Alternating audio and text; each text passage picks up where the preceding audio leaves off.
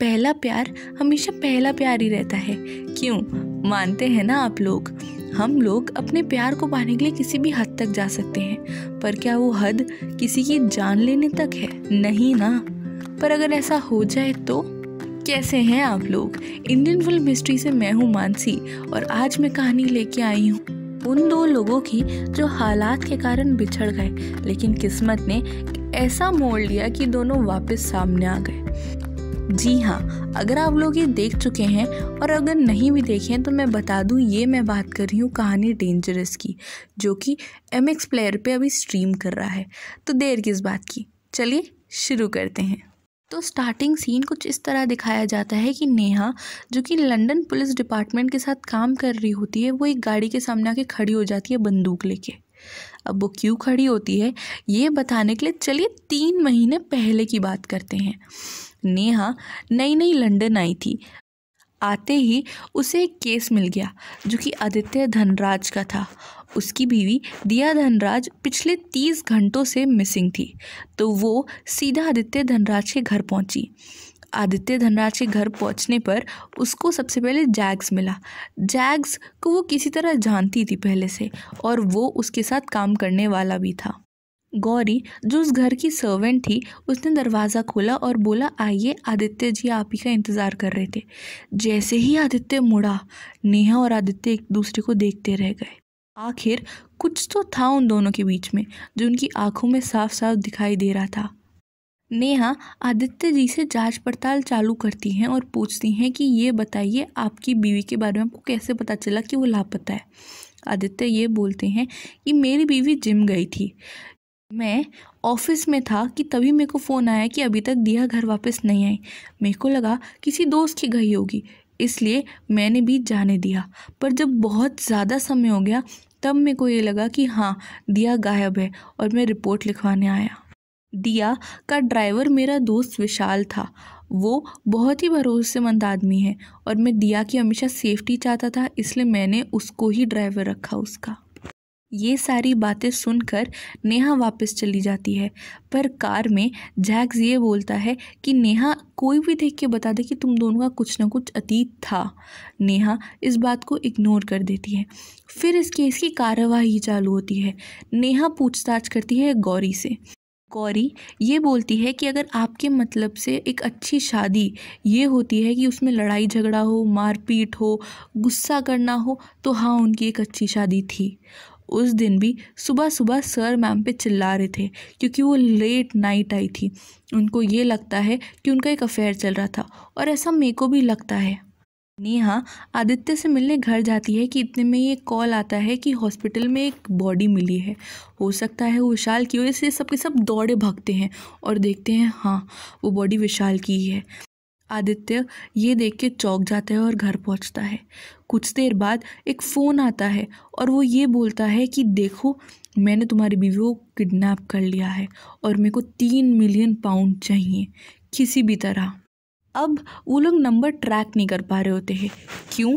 क्योंकि वो इंसान नंबर बार बार जंप करवा रहा होता है डिफरेंट लोकेशंस पे। नेहा सारी पिक्चर्स एग्जामिन कर रही होती है कि क्या कैसे चल रहा है कि इतने में ही उसे पिक्चर मिलती है कार की जिसमें विशाल पाया गया था। वो ये देखती है कि एक ही तरफ टायर के मार्क्स हैं, यानी एक ही इंसान इसको चला के लेके आ सकता है और चला के लेके जा सकता है। तो जब विशाल ही उसमें था और कोई वहाँ पे था नहीं, तो इसका मतलब कौन है वो किडनैपर? वो किडनैपर है विशाल। वो लोग हॉस्पिटल में ज़ोर से दौड़ते हैं कि इतने में विशाल गायब हो चुका होता है। फिर उन्हें एक और कॉल रिसीव होता है। वो कॉल ये बोलता है कि क्या बॉस, आपको क्या लगा आप मेरे को पकड़ लोगे?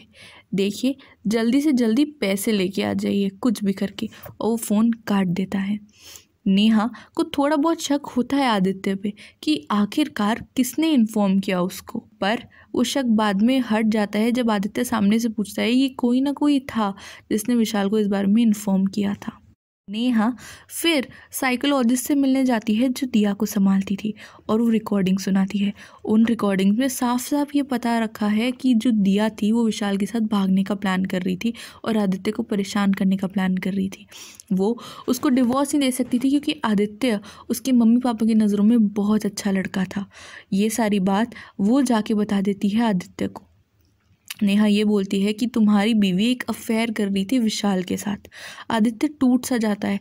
वो ये बोलता है कि आखिर ऐसी बीवी के लिए मैं पैसे क्यों दूंगा कि अगले दिन ही एक कॉल आता है। विशाल ये बोलता है कि मेरे को नहीं पता, एक डिवाइस भेज रहा हूँ जो नेहा के पैर में बंधना चाहिए और तुम दोनों साथ में आओगे और तुम पैसे लेके आओगे, और अगर तुम्हारे में से किसी ने भी चालाकी की तो मैं वो रिमोट का बटन दबा दूंगा और फिर नेहा का पैर हमेशा के लिए उड़ जाएगा। वो लोग जा ही रहे होते हैं कि पूरा का पूरा बीच में इलेक्ट्रिक सर्वर डाउन हो जाता है। तब विशाल ये बोलता है कि ठीक है, तुम लोग कल आ जाना। वो कल पहुंचते हैं और वहाँ एक साइड से जहाँ दिया आ रही होती है, दूसरी साइड से आदित्य पैसे लेके आ रहा होता है। ये सब होने के बाद विशाल चला जाता है और आदित्य और नेहा जब गाड़ी में बैठते हैं तब दिया अचानक से खून भरी उल्टी करने लग जाती है। तब हॉस्पिटल ले जाके ये पता चलता है कि कोई ना कोई उसको ऐसा डोज दिया गया है जिसके कारण उसके सारे ऑर्गन्स फेल हो चुके हैं और दिया की वहीं मौत हो जाती है। विशाल वो पूरा बैग लेके एक होटल में पहुंचता है जहां उसको एक लड़की मिलती है जो होती है उसकी पार्टनर, जो उसको सारी इन्फॉर्मेशन दे रही होती है। और वो लड़की और कोई नहीं बल्कि होती है गौरी। जी हाँ, गौरी और विशाल दोनों मिले हुए थे, उन्होंने ये प्लान रचा था। गौरी ये बोलती है कि हम लोग भाग लेंगे और उसके बाद ये सब टल जाएगा। मैं अभी के अभी आदित्य सर से जाके छुट्टी के बारे में बात करती हूँ। इतने में बीबीसी पे विशाल की सारी तस्वीरें फैल जाती हैं। नेहा आदित्य से घर मिलने आती है, उसकी पूछताछ करने आती है कि इतने में ही एक कॉल आता है कि विशाल के घर का एड्रेस पता चल गया है। सब के सब वहाँ भागते हैं। गौरी विशाल को कॉल करे जा रही होती है पर वो फ़ोन नहीं उठा रहा होता। विशाल किसी तरह बच निकलता है और गौरी के पास पहुंचता है। गौरी वहां पहुंची उससे सिर्फ एक ही सवाल पूछती है कि विशाल, तुम्हें क्या इतना भरोसा है मेरे पे कि तुम मेरे को इस प्लान में शामिल करो और मेरे हवाले 3 मिलियन पाउंड छोड़ो? तो बोलता है हाँ, क्योंकि मैं तुमसे प्यार करता हूँ। और गौरी बंदूक लेती है और विशाल को सीधा गोली मार देती है। वो बोलती है फिर तो तुम पक्का गलत हो। यानी गौरी सारे पैसे लेके भाग जाती है और वो एक फ़ोन छोड़ के जाती है जिसमें उसके और विशाल के पिक्चर थे। नेहा वहाँ आती है और बोलती है कि वी वांट हिम अलाइव और उसको एम्बुलेंस में लेके जाती है। कि इतने में ही वो फ़ोन निकालती है और देखती है कि गौरी और विशाल की पिक्चर्स। वो समझ जाती है कि आदित्य की जान खतरे में है। गौरी वहाँ आदित्य के सर पे सीधा बंदूक रखती है और फिर ये पता चलता है कि गौरी भी आदित्य के साथ मिली हुई है। यानी ये सारा खेल आदित्य ने रचा था। नेहा आदित्य के फ़ोन पे कॉल करती है पर गौरी उठाती है। गौरी ये बोलती है कि अगर आपने आदित्य धनराज के घर में घुसने की हिम्मत की तो मैं उसको मार दूंगी। पर फिर भी नेहा वहाँ आती है। आदित्य बोलता है कि बेबी, तुम्हारा गेम ख़त्म, अब ये मेरा गेम है। मेरे को हर जन्म में नेहा चाहिए थी। तो वो उसको ये कह के मार देता है। नेहा को लगता है ये पूरा केस सॉल्व हो गया और नेहा और आदित्य ये बात करते हैं कि वो अगले हफ्ते ही एक वीकेंड पे चले जाएंगे। अब तो पूरा केस सॉल्व हो गया था तो नेहा ने लीव एप्लीकेशन मांग ली। पर वो उस होटल में गई जहाँ विशाल ठहरा था।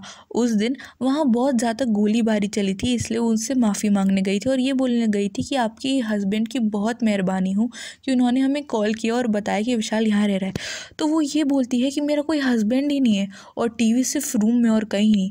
तो वो रिकॉर्डिंग वापस सुनती है कि जिस आदमी ने ये सब बताया था कि विशाल उस होटल में रह रहा है, और वो समझ जाती है कि वो वॉइस आदित्य धनराज की थी और वो एक गेम प्लान करती है। वो खाली सूटकेस वहाँ लेके पहुँचती है कि एक बच्ची उस सूटकेस से टकरा जाती है।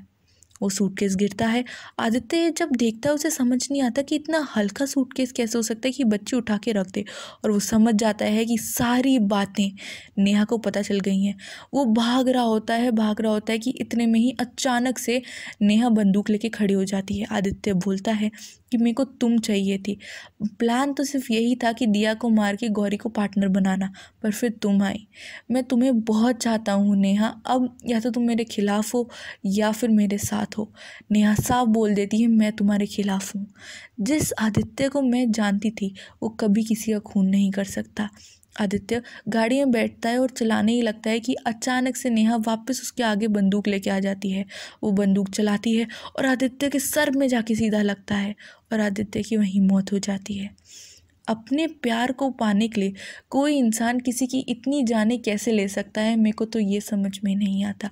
माना आदित्य नेहा से बहुत प्यार करता था, पर क्या किसी की जान लेना जस्टिफाई करता है इस बात को? नेहा ने जो किया वो सही किया।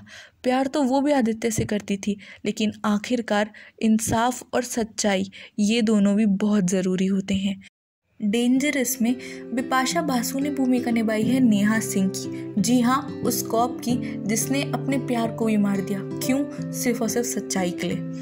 करण सिंह ग्रोवर जो कि उनके पति हैं, उन्होंने भूमिका निभाई है आदित्य धनराज की। सुयश राय ने भूमिका निभाई है विशाल की। सोनाली राउत ने भूमिका निभाई है दिया धनराज की। नताशा सूरी ने भूमिका निभाई है गौरी की। नितिन अरोड़ा ने भूमिका निभाई है जग्गू की, यानी जैग्स की। इसके अलावा इस वेब सीरीज को डायरेक्ट किया है भूषण पटेल ने और लिखा है विक्रम भट्ट ने। ये कुछ अनोखी कहानी थी, पर इसकी एंडिंग बहुत अच्छी थी। इस वेब सीरीज में आपको बीच बीच में काफ़ी लंबे गाने सुनने को मिलेंगे और वो काफ़ी ज़्यादा सेंशुअस भी हैं।